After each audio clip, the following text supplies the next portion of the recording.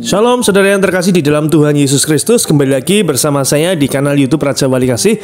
Bersama-sama kita akan merenungkan kebenaran firman Tuhan dengan tema Perbesar Kapasitasmu. Namun sebelumnya kita akan berdoa terlebih dahulu.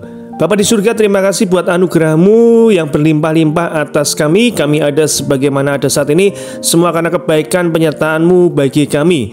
Bila sebentar kami hendak membaca, mendengarkan, merenungkan, serta nantinya melakukan apa yang menjadi firman-Mu, Engkau yang mengurapi, Engkau yang menyertai setiap kami. Karena kami percaya firman-Mu ya dan amin. Firman-Mu pelita bagi kaki kami dan terang bagi jalan kami. Dan sewaktu firman-Mu disampaikan, kami percaya yang sakit Tuhan telah sembuhkan, yang berbeban berat Tuhan sudah memberikan kelegaan, yang berkekurangan Tuhan sudah cukupkan, bahkan Tuhan berkati berlimpah-limpah. Di dalam nama Tuhan Yesus Kristus kami percaya kuasa-Mu nyata dalam kehidupan kami. Terima kasih Tuhan Yesus, haleluya, amin.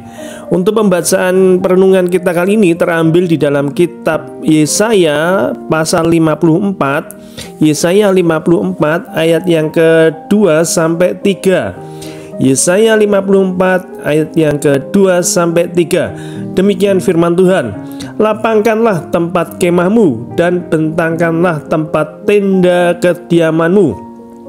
Janganlah menghemat, panjangkan tali-tali kemahmu dan pancangkanlah kokoh-kokoh patokmu. Sebab engkau akan mengembang ke kanan dan ke kiri, keturunanmu akan memperoleh tempat bangsa-bangsa dan akan mendiami kota-kota sunyi. Sekali lagi saya bacakan bagi saudara semuanya di dalam Yesaya 54 ayat yang kedua sampai yang ketiga. Lapangkanlah tempat kemahmu dan bentangkanlah tenda tempat kediamanmu. Janganlah menghemat, panjangkanlah tali-tali kemahmu dan pancangkanlah kokoh-kokoh patok-patokmu. Sebab engkau akan mengembang ke kanan dan ke kiri, keturunanmu akan memperoleh tempat bangsa-bangsa dan akan mendiami kota-kota sunyi. Demikian firman Tuhan. Beberapa waktu yang lalu Indonesia dihebohkan dengan aksi Joni, pemanjat tiang bendera setinggi 12 meter. Bocah kelas 1 dari SMP yang ada di Kabupaten Belu NTT menyelamatkan prosesi pengibaran bendera merah putih. Apa yang ia lakukan membuat mata bangsa ini tertuju padanya. Sampai Bapak Presiden pun ikut memberikan apresiasi atas tindakannya yang berani tersebut. Kemampuannya tersebut ternyata tanpa sengaja terpupuk melalui kesetiaannya membantu orang tuanya bekerja setiap pulang sekolah. Joni selalu memanjat dan mencari buah asam untuk memenuhi kebutuhan hidup keluarganya.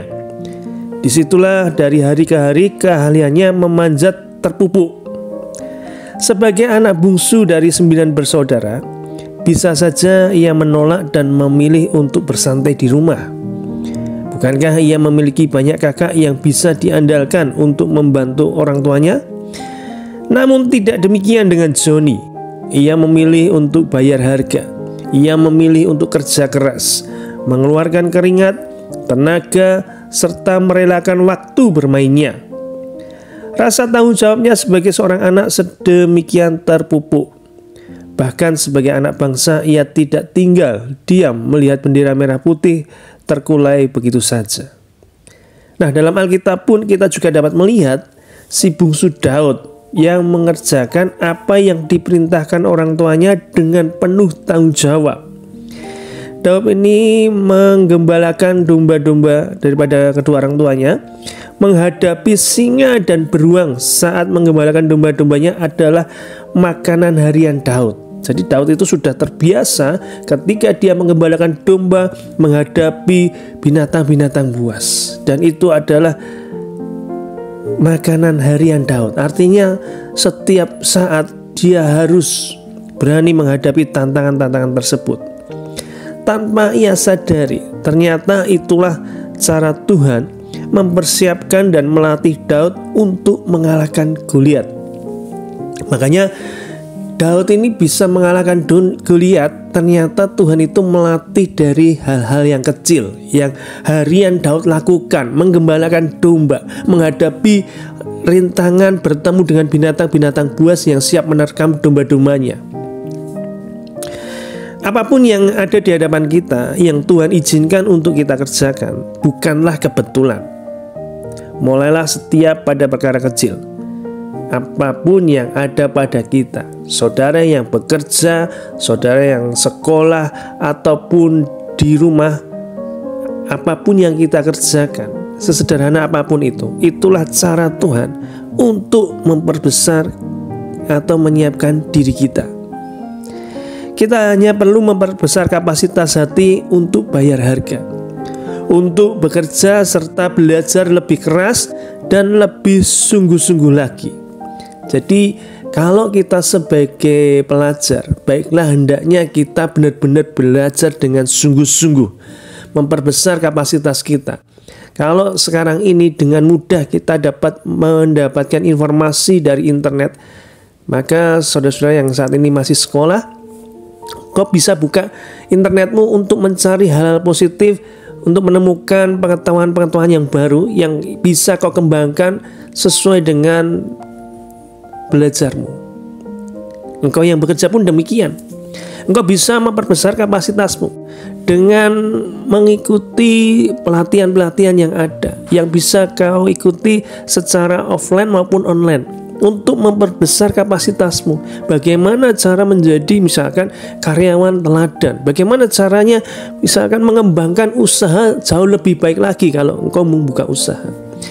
Itu adalah cara untuk memperbesar kapasitas dalam diri kita. Jadi kita setia dalam perkara kecil. Apapun yang kita jumpai kita kerjakan. Pekerjaan, kemudian belajar kita, tetapi juga tidak lupa kita bisa memperbesar kapasitas kita.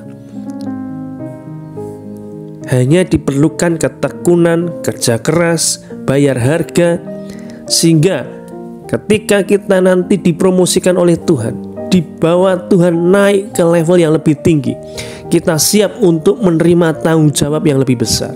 Karena apa? Kita sudah setia pada perkara kecil.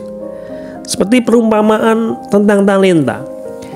Ada yang dikasih 5 talenta, ada yang dikasih 2 talenta, ada yang dikasih 1 talenta.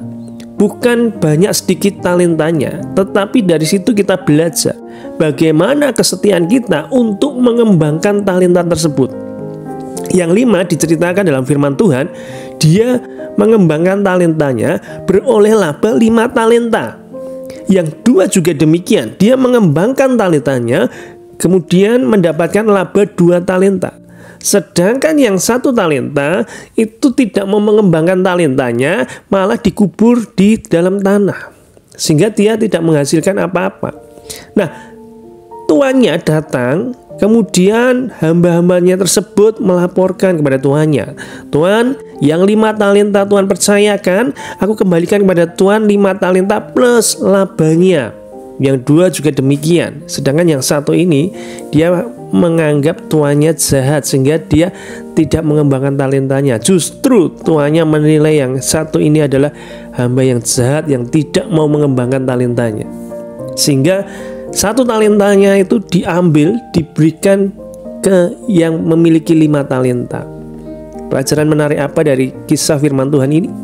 Yaitu Tuhan itu rindu setiap kita setia pada perkara yang kecil. Apapun yang kita jumpai di tangan kita, baik yang bekerja, baik yang masih sekolah, baik yang masih kuliah, ataupun yang membuka usaha, kerjakan itu dengan setia, dengan kerja keras, jangan asal-asalan, untuk mengembangkan apa yang sudah ada pada diri kita.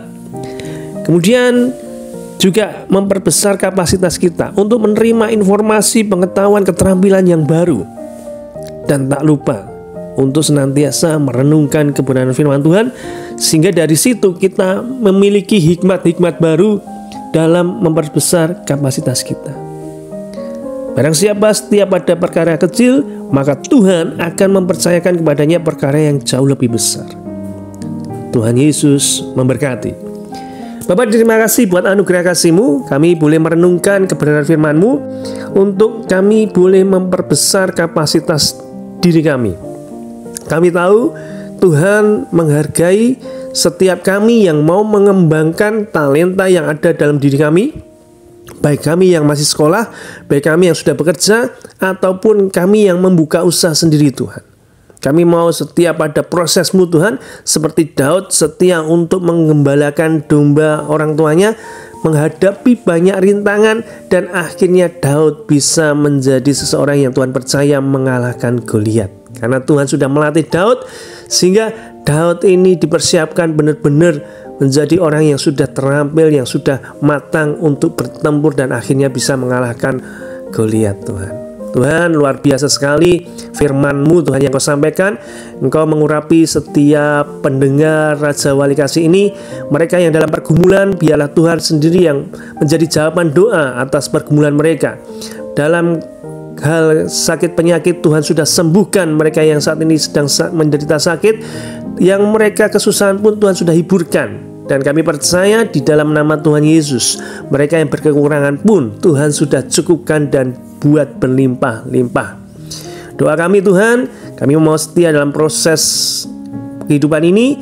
Apapun yang kami kerjakan dengan penuh tanggung jawab dan untuk hormat kemuliaan nama-Mu. Juga kami membesar kapasitas kami Tuhan untuk terus belajar dan belajar hal-hal yang baru, bahkan tentang firman-Mu untuk kami boleh renungkan serta lakukan dalam kehidupan kami sehari-hari. Terima kasih Tuhan Yesus, terpujilah nama-Mu kekal selama-lamanya. Haleluya, amin.